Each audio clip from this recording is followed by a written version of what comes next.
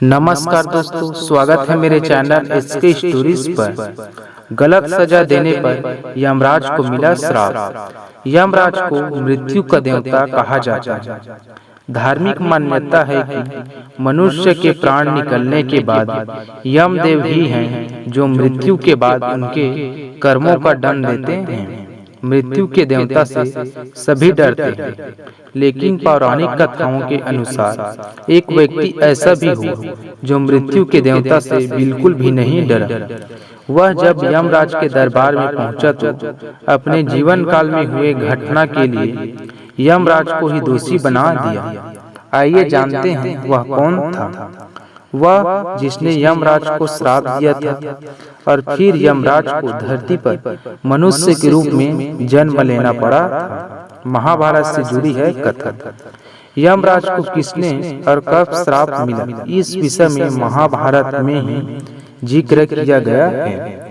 महाभारत की एक कथानुसार मांडव्य नाम के एक ऋषि थे। एक बार वह तपस्या में लीन थे। उसी समय चोरों का एक गिरोह आकर ऋषि के आश्रम में छिप जाता है।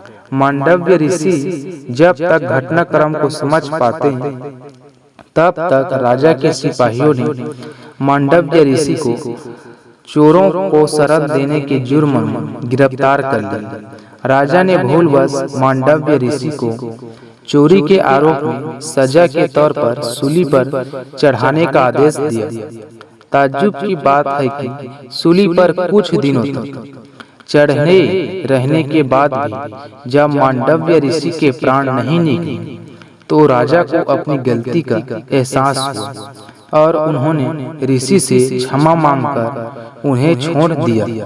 तब ऋषि यमराज के पास पहुंचे और उनसे पूछा कि मैंने अपने जीवन में ऐसा कौन सा अपराध किया था कि मुझे इस प्रकार झूठे आरोप की सजा मिली।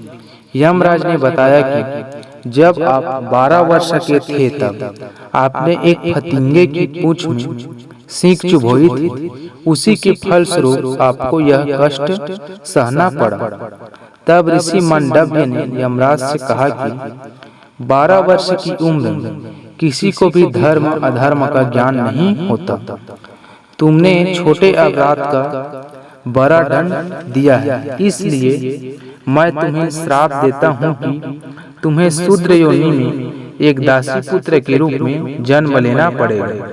महाभारत में ही एक कथा है कि चित्रांगद और विचित्रवीर्य की असमय मृत्यु हो जाती है। ऐसे समस्या सामने आती है कि कुरुवंश का उत्तराधिकारी कौन बने।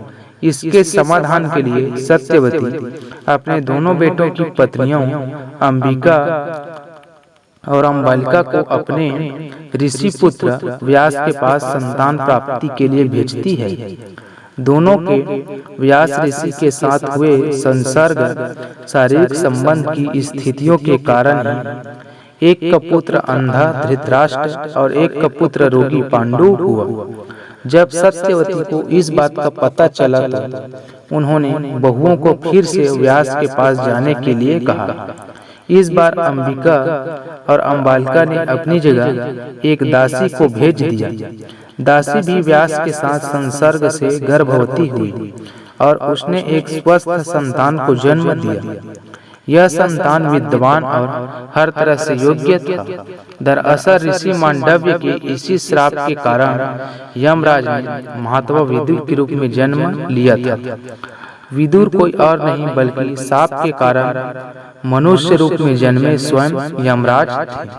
अगर इसी तरह के ज्ञानवर्धक वीडियो देखना चाहते हैं तो चैनल को लाइक, सब्सक्राइब और शेयर करें। धन्यवाद।